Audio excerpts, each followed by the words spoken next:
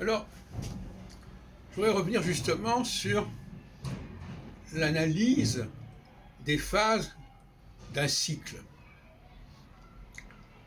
Alors j'ai dit tout à l'heure dans une autre vidéo qu'il fallait diviser un cycle au minimum en 4 temps.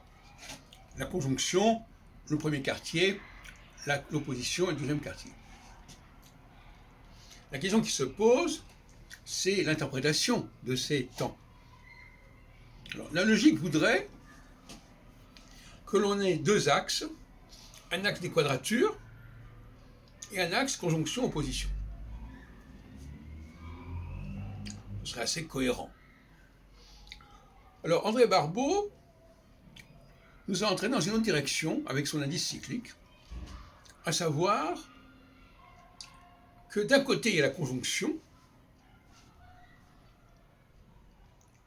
le maximum de conjonction à un moment donné, qui fait descendre son graphe. De l'autre côté, il y a l'opposé, il y a le reste. Tout ce qui n'est pas la conjonction va faire remonter le graphe. Alors vous avez compris que l'opposition dans cette histoire-là, c'est le dindon de la farce. Parce que l'opposition est mise sur le même plan que le trigone, le c6 carré, etc.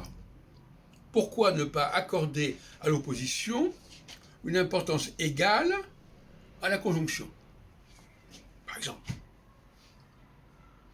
Si ce n'est pour des raisons pratiques, personnelles, qui font qu'on a fait des prévisions sur l'opposition qui n'ont pas marché, donc on a tendance à dire que l'opposition n'est pas importante.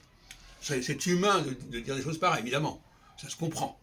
Enfin, c'est un petit peu tiré par les cheveux. Donc, l'indice cyclique évacue l'opposition. Il y a la conjonction et le reste.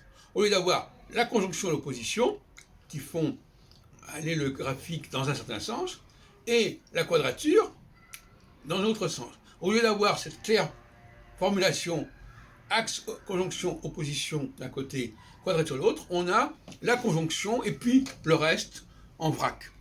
Bon, déjà, donc, le modèle, il n'est pas très satisfaisant en lui-même, et il n'est pas étonnant que ça n'a rien donné de très concluant. Et je reviens sur la conjonction Saturne-Neptune, parce qu'il y a deux... Barbeau, il travaille sur deux chevaux, il y a le cheval Saturne-Neptune, et puis il y a l'indice cyclique. Et tantôt on parle de l'un, tantôt on parle de l'autre, ça dépendra. Parfois on s'y perd un petit peu, parce que les prévisions, les échéances dans le système A ne sont pas celles du système B. Par exemple... Bon. Alors, Yves Lenoble nous propose, dans un article de 2012, je crois, sur les cycles mondiaux, d'après Barbeau, l'échéance de 2026. Pourquoi 2026? Parce qu'en 2026, il y aura à nouveau une conjonction Saturne-Neptune. Donc il ne tient pas compte de... Donc 2026, c'est 36 ans après 1989.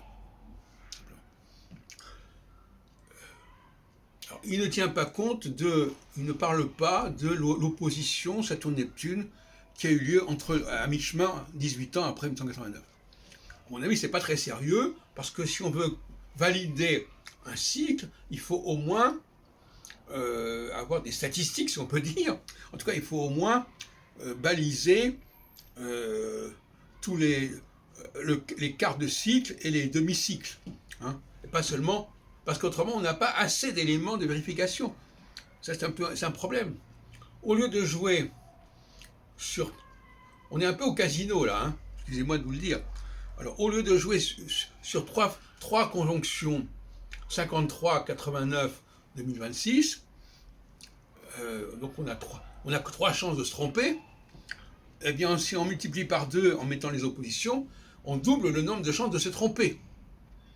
Et c'est très embêtant. Donc finalement, le nombre... Enfin, je ne dis pas que c'est un peu comme ça qui fonctionne, mais à mon avis, c'est comme ça qui fonctionne.